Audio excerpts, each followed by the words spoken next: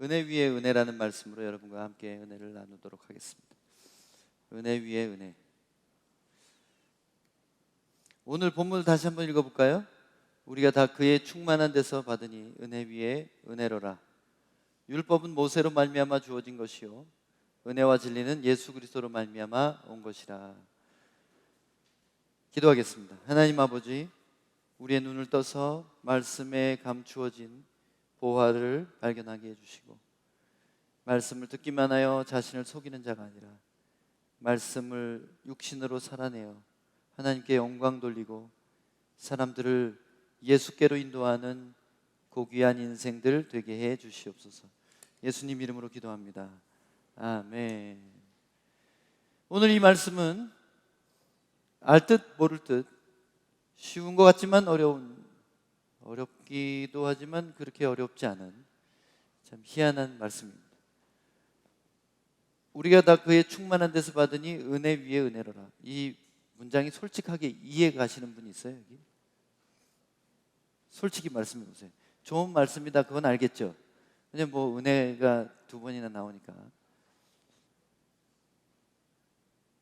근데 사실은 이 구절을 정확한 의미를 이해하기 위해서는 문맥을 앞뒤로 살펴볼 필요가 있습니다.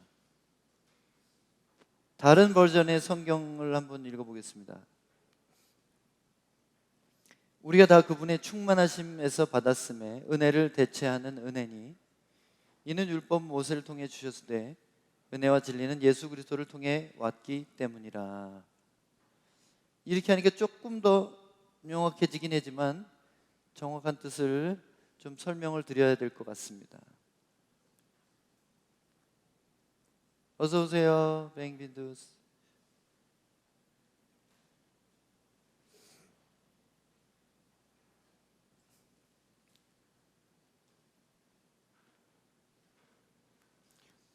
은혜 위에 은혜, 은혜를 대체하는 은혜, 은혜 위에 더욱 큰 은혜. 이게 오늘 설교 제목의 숨은 뜻입니다. 은혜 위에 은혜라는 것은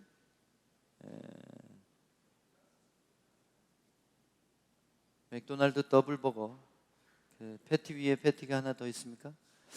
그래서 이게 곱하기 2의 은혜인가, 아니면 은혜를 바꾸고 새로운 은혜를 주신 것인가, 아니면 은혜 위에 더욱 큰 은혜를 주신 것인가, 이 뜻을 정확하게 좀 이해할 필요가 있습니다. 앞에 부분의 은혜는 모세를 통해 주신 율법을 말하는 것입니다. 많은 사람들이 생각하기를 율법은 은혜가 아니라고 생각해요. 율법은 우리를 정죄하는 기능이 있기 때문에 율법은 어떤 저주 같은 것이라고 잘못 이해하는 사람이 있습니다. 그러나 오늘 성경은 분명히 모세를 통해 주신 율법을 은혜라고 표현한 겁니다. 16절에 은혜 위에 은혜라고 할 때는 앞에 은혜가 바로 모세를 통해 주신 율법을 말하는 것입니다. 그걸 어떻게 알죠? 17절에 써 있잖아요. 그죠? 17절에 모세를 통해 주신 율법이 은혜인 것을 말하고 있습니다. 율법이 은혜인가? 율법이 뭐가 은혜예요? 뭐 하지 말라는 말만 잔뜩 써 있고 안 하면 죽인다는 말이 있어요. 그게 무슨 은혜입니까? 여러분, 그것은 율법의 목적을 잘못 아는 것입니다. 율법의 목적은 바로 이것입니다. 레위기 26장 12절에 보면 나는 너희 중에 행하여 너희의 하나님이 되고 너희는 내 백성이 될 것이니라. 율법을 주신 목적은 사람들이 거룩하게 삶으로 하나님이 그 가운데 살 수 있는 길을 열어놓으신 거예요. 그래서 율법을 주신 목적은 사람들을 정죄하고 심판하기 위한 것이 아니라 하나님이 우리와 살기 위한 것이다. 얼마나 놀랍습니까? 그런데 그걸 못 지켰다는 게 문제인 거예요. 여러분, 교회 다니면서 주중에 거룩하게 살지 않는 사람이 너무 많습니다. 여러분들도 그랬죠? 그럴 때가 많았죠? 여러분, 율법에 의하면 여러분 다 사형입니다. 죽어야 돼요. 하나님을 만날 수 없어요. 여러분, 죄를 지었기 때문에.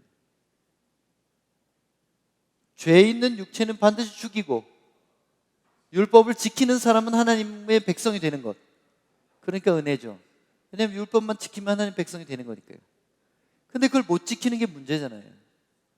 율법 자체가 문제가 아니라, 율법이 우리를 정죄하는 것이 아니라, 율법은 하나님이 우리와 살기 위한 장치였다. 율법은 하나님이 우리와 함께 살기 소원하는 그 소원 때문에 우리에게 주신 명령이었다. 이렇게 이해하시면 돼요. 그래서 율법은 은혜입니다. 모세를 통해 주신 율법은 사람이 죄를 깨닫게 하고 사망에 이르지 않도록 경고합니다. 이것은 하나님의 백성이 될 수 있는 길을 열어놓으신 거예요. 율법을 잘못 생각해서 율법은 없애야 되는 것이고, 율법은 폐지돼야 되는 것이고, 율법은 사람을 정죄하고, 율법은 심판하는 것이다. 이렇게 잘못 알고 은혜를 외치는 사람들, 이것은 얼마나 잘못됐냐면요, 율법이 없이는 우리가 죄인인 걸 깨닫지도 못하고 회개할 수도 없습니다. 회개를 못하면 은혜를 받을 수가 없어요. 율법이 먼저 있었기에 우리는 은혜를 깨달을 수 있었던 것입니다. 율법 없이는 은혜도 없어요. 왜냐하면 1층을 짓지 않고 2층부터 건물을 세울 수 있어요? 한번 해보세요. 누군가 1층 없이 2층부터 지어보십시오. 할 수가 없어요. 율법이 1층이고 은혜가 우리가 살게 될 2층이라는 것입니다. 그러나 예수님을 통하여 주신 완전한 은혜와 진리로 이미 주신 율법이라는 은혜 위에 더 큰 은혜를 주신 것입니다. 우리가 그의 충만한 데서 받았다, 이 말이 무슨 말일까요? 충만함이라는 이 단어는 완전함을 의미하는 단어입니다. 헬라어의 이 충만이라는 단어는 가득 찼다, 완성됐다, 꽉 찼다, 완전하다, 이런 뜻입니다. 예수님의 완전한 은혜로부터 우리가 뭘 받았어요? 더 큰 은혜는 그냥 은혜가 아니라 이름이 뭐가 돼 있어요? 은혜와 진리예요. 이 부분을 놓쳐서는 안 됩니다. 예수님이 우리에게 주신 은혜는 은혜와 진리예요. 이것이 더 큰 은혜입니다. 다시 말하면 율법은 정죄고 은혜는 공짜로 받는 구원이냐, 이렇게 잘못 알고 있는 사람들 때문에 오늘날 교회는 도덕성이 없어진 거예요. 주일에만 거룩하고 주중에는 세상 사람들하고 다를 것 없이 살아가는 그런 이중적인 삶을 살게 된 것입니다. 교회가 잘못 가르친 거예요. 말씀을 가르치는 자들이 제대로 깨닫지 못한 것입니다. 은혜는 그런 것이 아닙니다. 완전한 은혜는 뭐냐면 은혜와 진리라는 것입니다. 율법은 죄와 사망을 선포합니다. 죄 있는 육체를 죽인다 선포합니다. 은혜와 진리는 의와 생명을 선포합니다. 뭐가 다릅니까?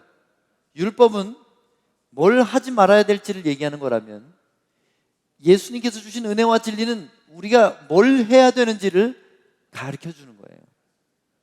율법이 뭘 하지 말아야 되는 걸 가르쳐 준다면, 그것을 우리가 못 지켜서 사망에 이르렀다면 예수님께서 그 죄값을 치러주시고 우리는 무죄가 되어서 풀려났어요.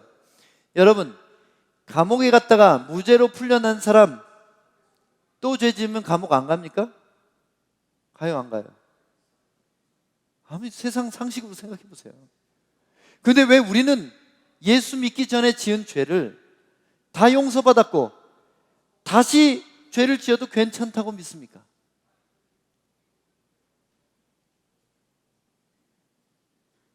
우리는 연약한 육체를 가진 자라서 넘어질 수 있어요. 그러나 의도적으로 짓는 죄에 대해서 우리가 과연 다시 용서받을 수 있을까요? 의도적으로 성령을 거절하고 살인하고 간음하고 도적질하는데 그 사람이 구원받을 수 있을까요? 여러분, 심각하게 생각해 봐야 됩니다. 그러면 은혜는 무엇이고 진리는 무엇인가? 은혜와 진리가 도대체 무슨 의미인가? 간단하게 말하면 이겁니다. 은혜는 받지 못할 사람에게 거저 주는 것을 은혜라고 그래요. 진리는 받아야 할 사람에게 반드시 주는 것을 진리라고 하는 거예요. 은혜는 용서받지 못할 자에게 용서를 주고, 선물을 받지 못할 사람에게 선물을 주고, 사랑받지 못할 자에게 사랑을 그냥 주는 것이 은혜예요. 예수님은 우리에게 이렇게 하셨죠. 근데 여기서 끝나는 게 아니라 진리가 있어야 됩니다. 진리는 상급받을 자는 반드시 상급받고, 심판받을 자는 반드시 심판받는 것이 진리예요.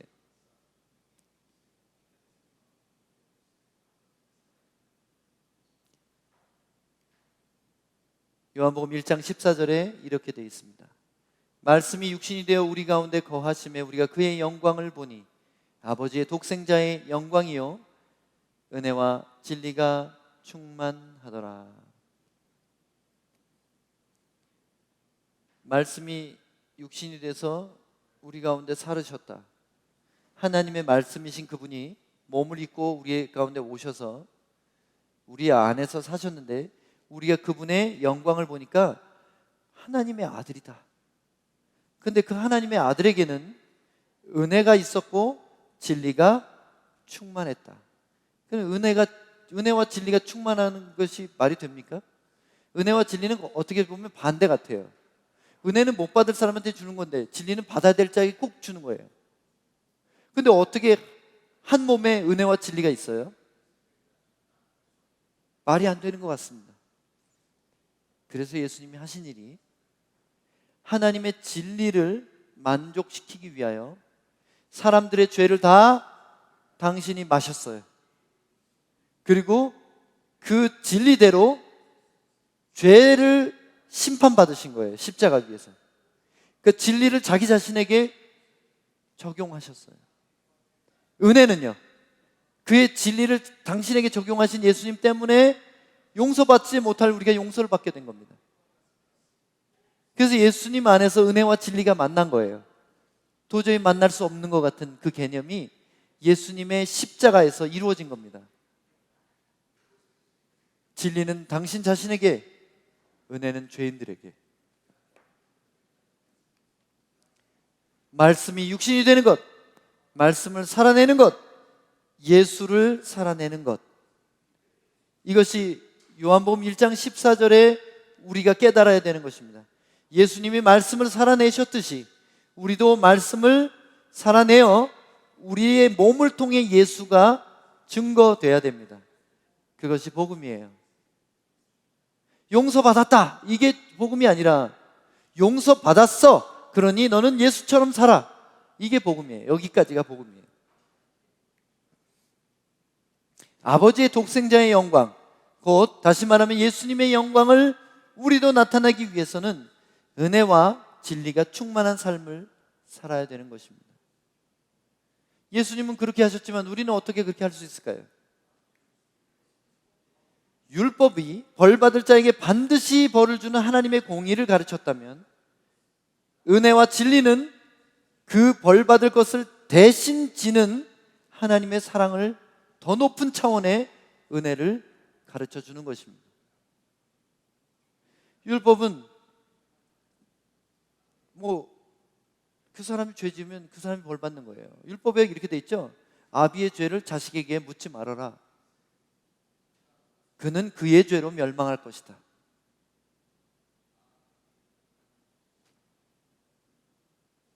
율법은 반드시 벌 받아야 되는 거예요.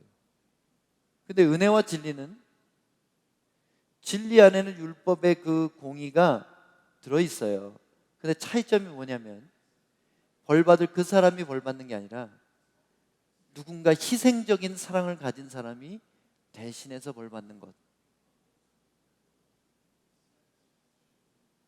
왜 다른 사람의 묶임을 풀어주기 위해서 내가 금식을 합니까? 이게 진리라는 거예요. 왜 다른 사람의 고통을 풀어주기 위해서 내가 오늘 기도합니까? 눈물로 하나님 앞에 나갑니까? 그것이 바로 예수님 닮은 진리의 삶이에요. 첫 번째 은혜는 다시 정리합니다. 공의의 율법이요. 둘째 더 큰 은혜는 예수가 보이신 은혜와 진리라는 것입니다. 은혜 위에 은혜로라, 이 말은 앞에 공의를 선포하신 율법도 하나님의 백성이 되는 은혜지만, 예수님이 보여주신 은혜와 진리는 벌받을 자에게 반드시 벌을 주되 그들에게 돌리지 않고 자신이 그 진리를 만족시키는 희생적인 사랑이 더 큰 은혜라는 것이죠.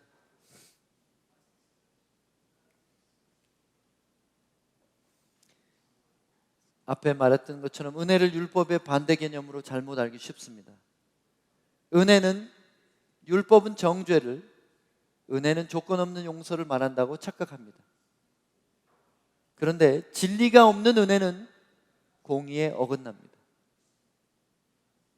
감사할 줄도 모르는 사람에게는 더 이상 은혜가 아니에요. 죄로부터 다시 돌이키는 그 결단이 없는 자에게는 은혜가 아니라는 거예요. 얼마나 많은 사람이 거짓말하고 도둑질하면서 그라사지 데우스,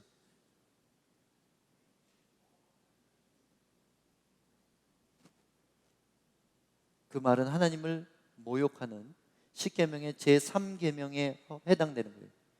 그라사지 데우스라는 말이 하나님을 모욕하는 말인 거 아세요? 죄와 싸우면서 살아가는 사람은 하나님께 영광 돌리는 말이 되지만, 죄를 여전히 먹고 마시는 사람에게는 하나님을 모욕하는 말이라는 것을 아시겠어요?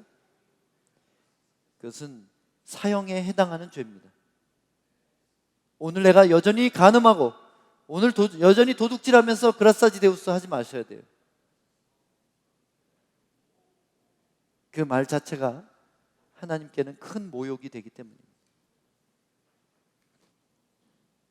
그래서 오늘 본문에 예수님을 통해 주어진 완전한 은혜, 은혜 위에 은혜를 은혜와 진리라고 말한 것입니다.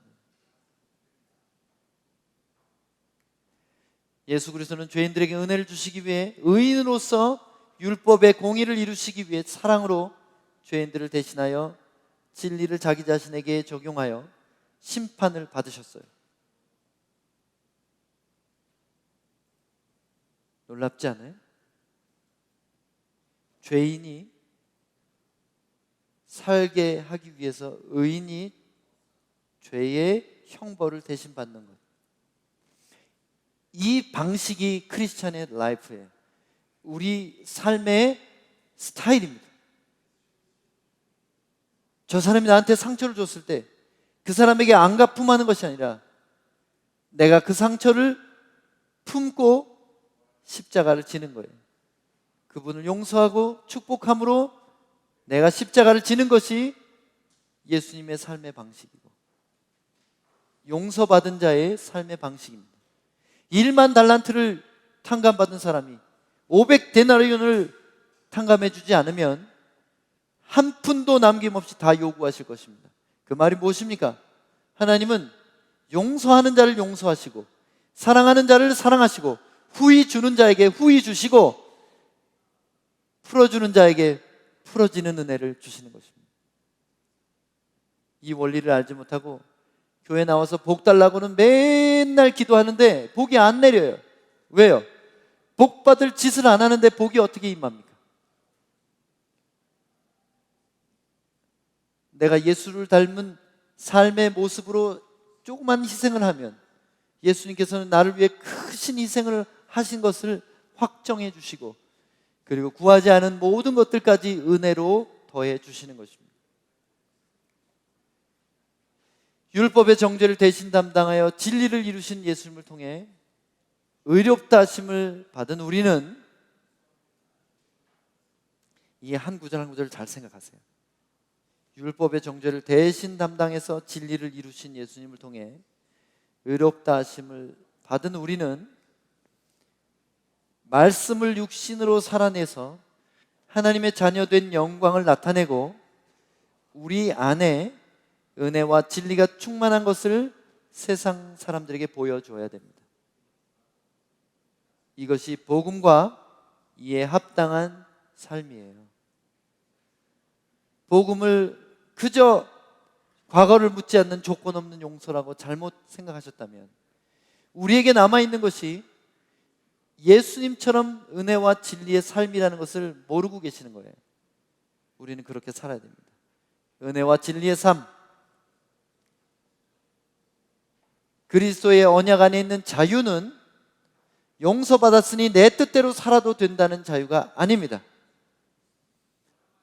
우리가 도저히 받지 못할 은혜를 거저 받았으니까 나도 다른 사람에게 은혜를 베풀고, 하나님의 십자가가, 예수의 십자가가 얼마나 하나님의 공의가 무서운지를 알게 했으니 우리도 진리 안에서 살아가는 선택을 해야 된다는 것이에요. 예수님이 우리에게 주신 자유는 왕 될 자유가 아닙니다. 종이 될 자유예요. 예수님이 우리에게 주신 자유는 쾌락을 사랑할 자유가 아니라 섬길 자유입니다. 예수님이 우리에게 주신 자유는 세상을 추구하는 자유가 아니라 잃어버린 영혼들의 구원을 추구하는 자유예요. 자유라는 말이 얼마나 우리에게 이상하게 들리냐면요, 아이들한테 한번 말해보세요. 엄마 아빠가 내일부터 니네 자유야 그러면 애들이 어떻게 할 것 같아요? 갑자기 일찍 일어나서 집안 청소를 하고 신발 정리를 하고 엄마 아빠를 도와드리고 그럴 것 같아요? 내일부터 니네 자유야 그러면 어떻게 할 것 같아요? 학교 열심히 나가고 공부 열심히 할 것 같아요? 늦잠 잘 테고 게임할 테고 먹고 싶은 거 마음대로 먹을 테고. 왜요? 우리 애들도 죄인이기 때문에 그래요. 우리 귀여운 아이들 천사 같아요? 아닙니다. 저들은 아담의 후손이에요. 죄인들입니다. 그냥 놔두면 죄의 길로 가고 멸망하게 돼 있어요. 어려서부터 자녀들이 하나님의 진리를 알도록 가르치지 않으면 여러분이 사춘기가 됐을 때 여러분 손을 떠나가고 더 이상 어떻게 할 수 없는 부모의 가슴에 상처를 주는 자식들이 될 것입니다. 어려서부터 말씀을 가르쳐야 돼요. 어려서부터 예수님을 따르는 부모의 모습을 보여줘야 됩니다. 우리의 자연적인 죄인으로서의 성향은 자유를 주면 다 나쁜 짓만 해요. 돈 있고 시간 있고 자유다 그러면 어떻게 하겠어요? 다. 나 돈이 있고 시간이 있으니 내일부터 일찍 일어나서 내가 사람들을 내가 가진 돈으로 섬기려고 빵도 사고 신발도 사고 가서 부지런히 그 사람들을 섬겨야지, 이런 마음이 들어요 처음부터? 아니면 내가 지금까지 못 가졌던, 갖고 싶던 그 명품 백을 하나 질러야 되겠다, 내가 그렇게 사고 싶던 그 체리 핑크 루즈를 사야 되겠다. 저는 이해를 할 수가 없어요. 다 똑같은 색깔인 것 같은데 이름 붙이는 게 여성들 립스틱 색깔 구분돼요? 남자들? 빨강하고 분홍밖에 없잖아요. 근데 여자들은 한 50가지 돼요. 50가지. 그리고 누가 고소영이 바르고 나오면 그거 해야 돼요. 꼭 여자들이. 그죠? 여러분, 우리에게 돈이 있고 시간 있을 때 이걸로 어떻게든 남을 섬겨야 되겠다는 생각이 드는 사람이 있다면 그 사람은 아무 이상 없이 오늘 주님 오셔도 들림 받습니다.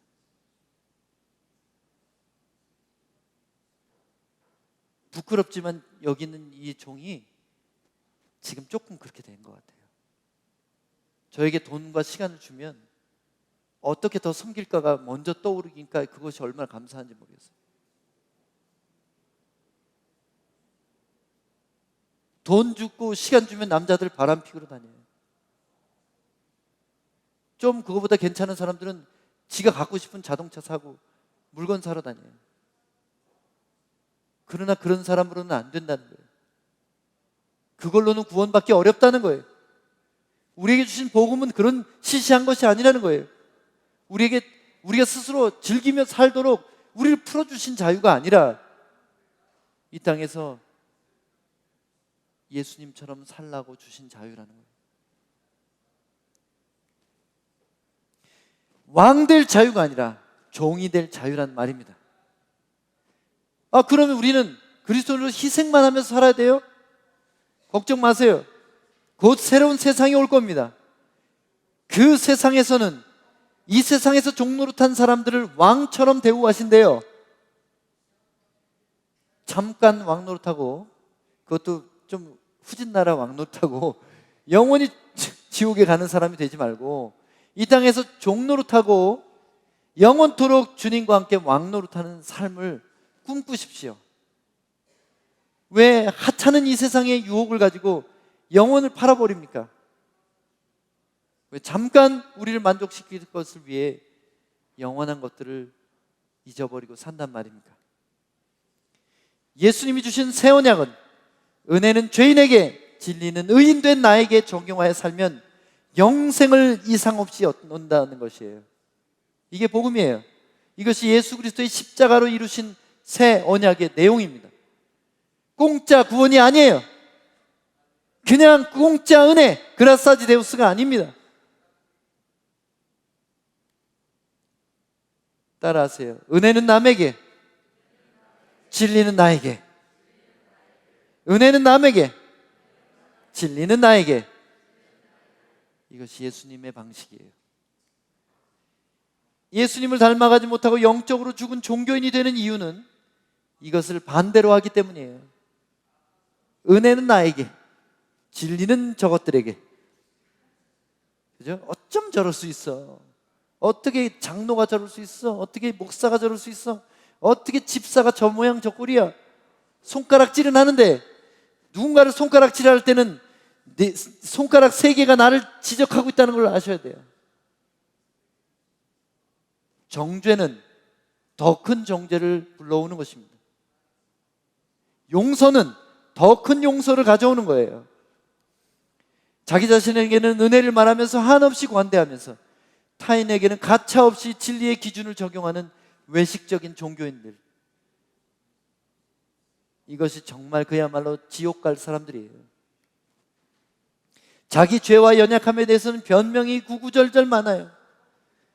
익스큐즈가 너무 많아요. 내가 이래서, 내가 과거에 상처받아서, 내가 어때서, 내가 남자한테 이렇게 계속 그 변명을 하지만 다른 사람의 죄나 실수는 지적하고 말을 퍼뜨리고 정죄합니다. 남의 말 하는 거, 야고보에 의하면 정말 지옥 갈 죄입니다. 남의 말 하는 거. 왜 다른 사람 얘기를 나쁘게 말해요? 이 모든 것이 지옥에 갈 자들의 모습인 외식이에요. 마태복음 7장 5절에 보면, 외식하는 자여 먼저 내 눈 속에서 들보를 빼어라. 그 후에야 밝히 보고 형제의 눈 속에서 티를 빼리라. 여러분, 아무나 충고하는 것 아닙니다. 내가 예수의 제자로서 투쟁하며 사는 사람들이 충고할 수 있는 자격이 있어요. 자기는 숨은 죄가 한 보따리에, 근데 다른 사람 죄만 지적질해요. 마태복음 23장 24절에는 맹인된 인도자여, 하루살이는 걸러내며 낙타는 삼키는도다. 당시의 속담을 얘기하는 겁니다. 예수님, 하루살이하고 낙타는 발음이 비슷해요. 예수님도 아재 개그를 하셨어요. 라임을 맞추신 거예요. 이 얘기를 바리새인들한테 했을 때 이게 되게 심각한 말이지만 주변 사람들이 빵 터졌을 거예요. 웃었을 거예요. 왜냐하면 되게 아재 개그를 하신 거거든요. 바리새인들한테 아주 조롱거리를 만드신 거예요. 너희들이 소경이구나. 너는 하루 사이는 걸러내지만 진짜 심각한 죄는 꿀떡꿀떡 삼키고 있어. 누가복음 18장 9절에서 14절입니다. 또 자기를 의롭다고 믿고 다른 사람을 멸시하는 자들에게 이 비유로 말씀하시되, 두 사람이 기도하러 성전에 올라가니 하나는 바리새인이요 하나는 세리라. 바리새인은 서서 따로 기도하여 이르되, 서서 따로 기도합니다. 왜냐하면 죄인하고 같이 있을 수가 없어요. 세리는 매국노, 바리새인은 거룩한 종교인이에요. 그래서 따로 서서 기도하여 이르되, 목소리도 다르게 만들었을걸요 아마. 하나님이여, 나는 사람들 곧 토색불이 간음을 하는 자들과 같지 아니하고, 거기까지 좋아요. 이 세리와도 같지 아니함을 감사하나이다. 다른 사람을 손가락질하면서 이 세리와 같지 않은 것을 감사를 하고 있어요. 이게 하나님 받으실 만한 감사예요? 기도하면서 정죄를 해요. 그게 감사한다고 하면서 다른 사람을 지적질하고 정죄를 하고 있는 거예요. 이런 종교인들이 생각외로 많습니다. 12절입니다. 나는 일에 2번씩 금식하고 또 소득의 11조를 드리나이다 하고, 세리는 멀리 서서 감히 눈을 들어 하늘을 쳐다보지도 못하고 다만 가슴을 치며 이르되, 하나님이여 불쌍히 여기소서, 나는 죄인이로소이다 하였느니라. 내가 너희에게 이르노니 이에 저 바리새인이 아니고 이 사람이 의롭다 하심을 받고 그의 집으로 내려갔느니라. 무릇 자기를 높이는 자는 낮아지고 자기를 낮추는 자는 높아지리라 하시니라. 여기 진리의 비밀이 있습니다. 진리는 겸손한 사람이 따를 수 있는 좁은 길이에요. 진리는 겸손 없이는 자기에게 적용할 수 없는 놀라운 은혜입니다.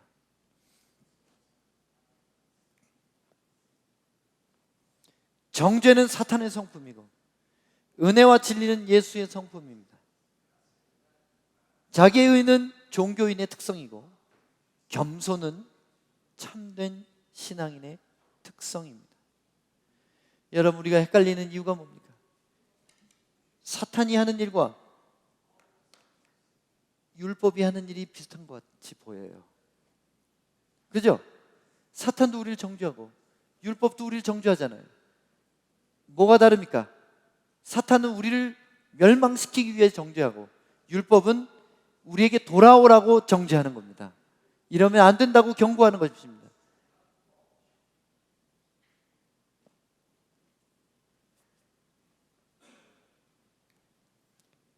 이렇게 하십시오. 다른 사람의 죄에 대해서 뭘 들었을 때 우리가 다 약하고 죄인이니까 그럴 수 있지, 그럴 수 있지, 그럴 수 있어. 얼마나 힘들겠어. 그 죄를 짓는 동안 얼마나 불안하고 고통스럽겠어. 이런 마음을 가져야 돼요. 그러나 나의 죄에 대해서는, 예수 믿고 구원받은 이후에 짓는 나의 죄에 대해서는, 나는 이제 예수님의 의를 덧입었으니 이럴 수 없지, 나는 이래서는 안 되지, 이 죄를 끊어야 돼, 돌이켜야 돼, 이렇게 해야 된다는 거예요.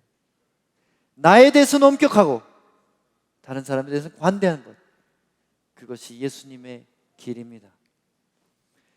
다시 한번 따라합니다. 은혜는 남에게, 진리는 나에게. 은혜는 남에게, 진리는 나에게. 이것이 말씀이 육신이 되신 예수 그리스도처럼 살아가는 길입니다. 아멘.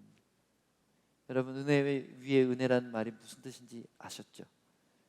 그래서 우리는 이제 율법의 백성되는 은혜, 거기 머물러 있지 말고 은혜와 진리로 하나님께 영광 돌리는 예수 닮은 예수님의 제자들이 되시기를 축복합니다.